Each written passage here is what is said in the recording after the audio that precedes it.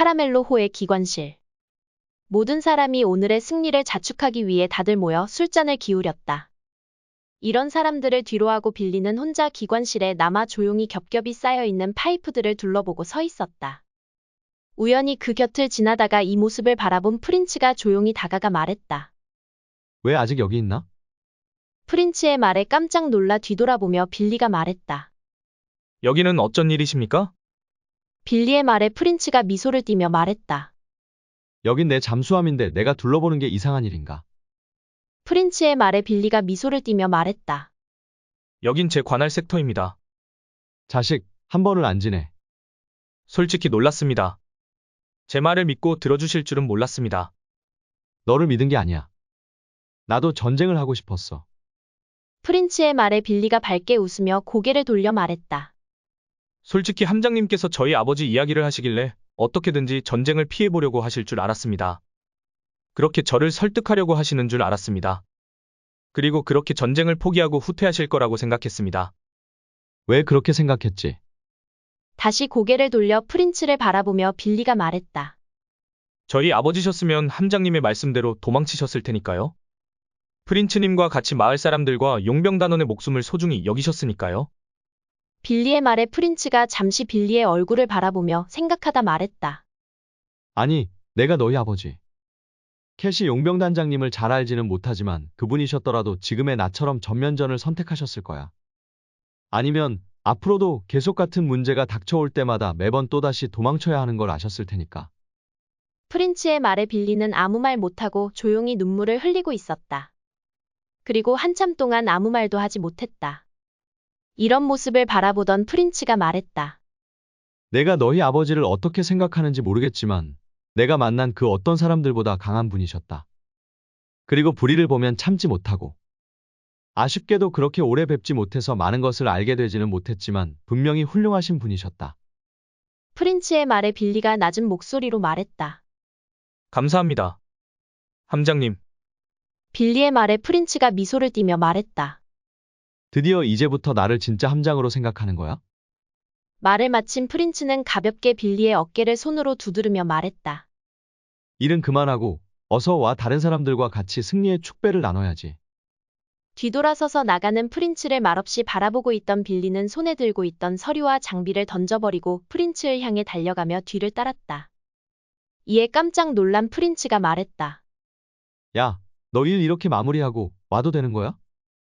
함장님이 그만하라고 하시는데 당장 그만해야죠. 자, 가시죠. 야, 너 왜 이렇게 갑자기 친한 척해? 뭐야? 또 뭐 다른 게 있는 거지? 두 사람은 점점 멀어지고 승리의 카라멜로호는 어두운 바다 한가운데 떠서 오늘 하루만큼은 승리의 기쁨에 도취되었다. 그렇게 영광스러운 하루가 지나가고 있었다.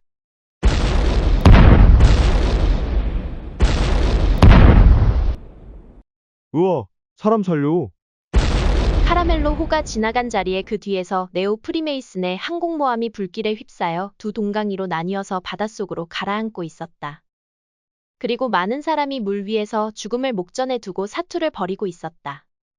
그곳 어디에선가 해리스와 제커리가 피를 흘리며 바다 위 구명정에 간신히 몸을 의탁하고 있었다. 겨우 목숨을 부지한 해리스가 녹초가 되어버린 듯 온몸이 축 늘어진 채로 제커리에게 말했다. 하. 죽을 뻔했다. 해리스님 괜찮으십니까? 제커리가 해리스를 몸을 살피려고 하자 해리스가 귀찮다는 듯 제커리를 밀치며 말했다. 저리 가, 쓸데없는 놈. 내 몸이나 챙겨. 아, 예. 그렇게 두 사람은 지친 듯 구명정에 기대어서 간신히 숨만 쉬었다. 잠시 후 제커리가 해리스에게 말했다. 해리스님, 로렐리아님은 괜찮으실까요? 제커리의 물음에 해리스가 귀찮다는 듯이 다시 말했다. 그녀는 이제 살아도 산목숨이 아니야. 예. 아무리 네오 프리메이슨의 높은 직책에 있다고 하더라도 항공모함 하나를 말아먹었는데 살려두겠나. 아, 그동안 그녀 앞에 가져다 바친 내 돈이 아깝네. 푸념에 빠진 듯한 해리스가 한숨을 쉬며 말했다. 그나저나 큰일이다. 이렇게 구명정 하나의 의지에 조난당하다시피 하고 있으니 해리스의 말에 제커리가 말했다. 괜찮습니다. 이런 상황을 제가 2번이나 겪어봤는데 대부분 3, 4일 내로 주변 상선들에 의해 구조가 되었습니다. 하하. 제커리의 말에 해리스가 한심하다는 듯 말했다. 그걸 자랑이라고. 한심한 놈. 해리스와 제커리가 이야기를 나누는 동안에도 주변에서는 많은 사람이 죽어갔다. 그렇게 죽음만 가득한 곳에 작은 희망의 등불이 켜졌다. 부서진 항공모함의 작은 파편에 의지해 바다 위에 위태롭게 떠 있던 한 병사가 힘없이 수평선 너머를 바라보며 말했다. 줄리아의 병원선이다.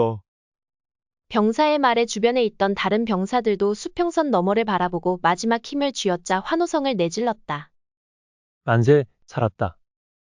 줄리아의 병원선이다. 와. 구독.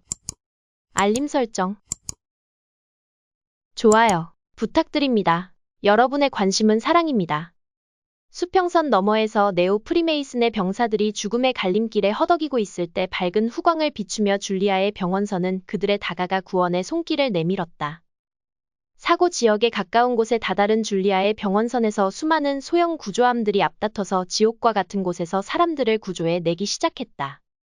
그렇게 오늘이 삶의 마지막일 뻔했던 사람들을 줄리아의 병원선에 의해 희망을 찾았다.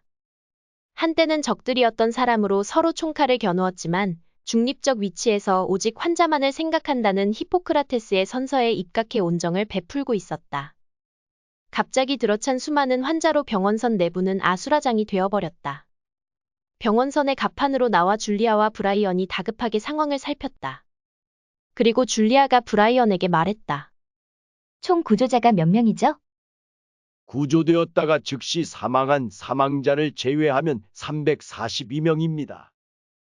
구조자 수를 들은 줄리아가 브라이언에게 말했다. 아저씨, 응급 섹터비를 열어 환자들을 모두 수용하세요. 그리고 병상에 있는 기존의 응급 환자들은 모두 경중을 따져서 일반 병실로 옮기시고요. 알겠습니다. 줄리아님. 줄리아의 이야기를 들은 브라이언이 바쁘게 발길을 옮겼다. 잠시 주변을 살피던 줄리아가 갑작스럽게 소란스러운 곳을 발견하고 그곳으로 재빨리 향했다. 이것 안 놓아. 온몸에 큰 부상을 당한 한 여자가 자신을 부축하고 있던 간호사를 강하게 밀치고 그대로 주저앉았다. 이 모습을 본 간호사가 다시 여자를 부축하려고 하자 여자는 자신의 허리춤에서 권총을 꺼내 간호사에게 겨누며 말했다. 저리 꺼지란 말이야. 여자의 행동에 당황한 간호사는 뒷걸음질을 쳤다. 그 뒤로 줄리아가 다가와 여자의 총구 앞을 막아서며 말했다. 지금 뭐 하는 거예요? 줄리아의 행동에 놀란 주변의 간호사들이 말했다. 줄리아님. 위험해요. 줄리아의 신분을 알게 된 여자는 어이없다는 듯 웃으며 총구를 줄리아의 머리를 조준하며 말했다.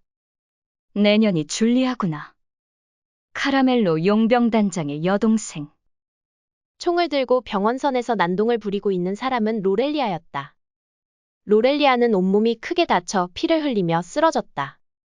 하지만 일어나 다시 총구를 줄리아 쪽으로 들이대려 하자 줄리아는 능숙한 솜씨로 로렐리아의 총을 빼앗고 주변의 구조대원이 부상당한 로렐리아를 가볍게 제압했다. 바닥에 쓰러진 로렐리아는 덫에 걸린 야생동물과 같이 거칠게 포효하며 말했다. 이거나, 이 더러운 바다 놈들아. 소리치는 로렐리아를 바라본 줄리아가 조용한 목소리로 말했다. 당신, 지금 치료받지 않으면 죽어. 지금 이것저것 따질 때가 아니야. 줄리아의 말에 더 화가 난 듯 로렐리아가 말했다. 내가 무슨 상관이야. 내가 죽던지 말든지. 왜 상관이 없어? 지금 이 순간은 너는 환자고 나는 의사인데. 뭐라고, 인연이. 그렇게 죽고 싶은 거야? 죽여버릴 거야, 카라멜로 놈들. 모조리 다 죽여버릴 거야. 그래, 그 의지로 치료받으라고? 그래야 복수도 하든지 하고 프린츠도 죽이고 할 거 아니야. 이거나, 이 더러운 놈들아. 로렐리아의 모습을 말없이 바라보고 있던 줄리아가 로렐리아를 제압하고 있던 주변의 구조대원에게 말했다. 다들 물러서세요. 줄리아의 말에 주춤거리던 구조대원이 로렐리아를 제압하던 손을 놓고 뒤로 물러섰다. 그리고 줄리아가 다가가서 구조대원에게 말했다. 이 여자를 바다에 던져버리세요. 줄리아의 말에 구조대원은 당황해하며 말했다. 예? 당황해서 연신 줄리아의 눈치를 살피는 구조대원을 향해 말했다. 어차피 이 환자는 치료받지 않으면 지금 죽어요. 저렇게 자기 목숨에 의지가 없는 사람까지 억지로 치료할 수는 없어요. 바다에 던져버리세요. 어서요. 여기에 우리의 도움의 손길을 기다리는 환자는 많아요. 줄리아의 강경한 말에 구조대원은 안절부절 못하고 줄리아의 눈치만 보고 있었다. 로렐리아는 줄리아를 노려보며 말했다. 내가 너 죽여버리겠. 로렐리아는 피를 너무 많이 흘려 결국 쓰러졌다. 이런 로렐리아를 바라만 보고 있던 구조대원과 간호사들을 향해 줄리아가 말했다. 어서 환자를 응급실로 옮기세요. 줄리아의 말에 구조대원이 의식을 잃은 로렐리아를 들어 병상에 눕혔다. 그리고 서둘러 응급실로 옮겼다. 갑판 위에는 많은 네오 프리메이슨의 부상병들로 넘쳐났다. 네오 프리메이슨과는 적대적인 관계였지만 히포크라테스의 정신을 이어받은 줄리아의 병원선 사람들은 아무런 조건 없이 그들을 도왔다. 병원 내에 있는 응급실. 로렐리아가 위급한 수술을 마치고 응급실 병상에 누워 있었다. 평온한 표정이었지만 위태로워 보였다. 그 앞으로 줄리아와 브라이언이 응급실 회진을 돌고 있었다. 그리고 곧 줄리아 일행이 로렐리아 앞에서 멈춰섰다. 줄리아가 로렐리아가 누워있는 병상 앞에 서서 로렐리아를 바라봤다. 이 모습을 지켜본 브라이언이 말했다. 이 환자입니까? 줄리아님에게 총까지 겨누었다는 환자가? 줄리아는 말없이 로렐리아를 바라보며 말했다. 맞아요. 그리고 충분히 이해해요. 이해하다니요? 오빠 때문에 모든 것을 잃었으니까요. 줄리아의 말에 브라이언이 말했다. 아니, 그럼 이자가 네오 프리메이슨의? 맞아요, 로렐리아 대령. 줄리아의 말에 브라이언이 다시 한번 놀라며 말했다. 그 악랄하기로 유명한 그 여자가 이 사람이란 말입니까? 지금은 덫에 걸린 맹수일 뿐이에요. 여기 부상병들이 모두 카라멜로 호와의 전쟁에서 패배한 네오 프리메이슨의 항공모함에서 구조된 사람들이라고 들었습니다. 너무 위험하지 않겠습니까? 카라멜로 용병단과 우리는 때려야 뗄 수 없는 관계인 게 사실이지 않습니까? 이 사람들은 그저 전쟁의 피해자이자 환자일 뿐입니다. 하지만 줄리아님을 해치려고 했던 이 여자라도 묶어 놓아야 하는 게 아니겠습니까? 그냥 두세요. 하지만 이 자도 저에게는 그냥 많은 환자 중 하나일 뿐이에요. 줄리아는 로렐리아를 구석구석 살펴보더니 다시 돌아 다른 환자를 살폈다. 자리를 옮겨 줄리아는 바쁘게 환자들을 돌봤다. 크고 작은 부상을 당한 병사들이 고통을 호소하며 도움의 손길을 기다리고 있었다. 그중 비교적 경미하게 부상을 당한 병사가 줄리아를 바라보고 말했다. 저기, 자신을 부르는 환자를 바라보자 환자가 줄리아를 의심의 눈초리로 바라보며 말했다. 혹시 줄리아 님 아니신가요? 병사의 질문에 줄리아가 주춤거리다가 말했다. 예, 맞습니다. 줄리아의 말에 주변이 웅성거렸다. 어쩌면 자신들을 모두 죽일 수도 있었던 카라멜로 용병단 프린츠의 여동생이 줄리아라는 것을 안 네오 프리메이슨의 병사들은 술렁거렸다. 줄리아를 바라보고 있던 한 병사가 다친 몸을 어렵게 움직여 줄리아 앞으로 다가가 말했다. 저기. 줄리아님, 사인 한 장만. 머리와 한쪽 발과 팔의 붕대를 칭칭 감고 있던 환자가 수줍게 줄리아에게 종이와 펜을 내밀었다. 주변의 다른 환자들도 줄리아에게 다가가 사인을 부탁했다. 줄리아님, 만세. 백장면을 뜬 천사 줄리아님 만세. 저도 팬이에요. 사랑해요, 줄리아님. 갑작스러운 사람들의 환호에 줄리아는 당황해했다. 그리고 주변에 있던 간호사들은 환자들을 진정시키기 위해 진땀을 흘렸다. 하지만 줄리아를 향한 환호성은 그칠 줄 몰랐다. 줄리아는 상황을 진정시키기 위해서 서둘러 병실에서 나왔다. 이놈의 인기란.